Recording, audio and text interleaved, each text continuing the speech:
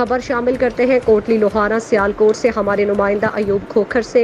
सियालकोट में गर्मी की शिद्दत के बायस डूबने के वाकयात में इजाफा। 2 रोज़ में 3 नौजवान नहाते हुए डूब गए। नहर अपर चनाब खमरावाला के मकाम पर बच्चे के डूबने की इत्तला।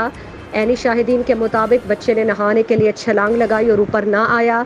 रेस्क्यू की गोताखोर टीम ने 20 साल अयाज वल्द शहजाद की लाश को निकालकर लवाहिकीन के सपुर्द कर दिया। Daska Gojra union council head Bambawala में 18 साल सुलेमान वल्द मुश्ताक जाम का चीमा डूबकर जाँ बहक हो गया, जिसकी लाश की तलाश के लिए डस्का टीम का सर्च ऑपरेशन जारी। मलखावाला नहर में नहाते हुए 28 साल नईम वल्द यासीन नहाते हुए डूब गया, जिसकी लाश की तलाश के लिए भी रेस्क्यू का सर्च ऑपरेशन जारी है। ताहाल लाश नहीं मिली। गुज्जर कला एयरपोर्ट रोड चंद रोज कबल भैंस से नहलाते हुए डूबकर हलाक होने वाले 40 साल सलीम वल्द नूर मोहम्मद पाकपतन की लाश तैरने की इत्तला पर रेस्क्यू ने निकालकर लवाहिकीन के सपुर्द कर दी।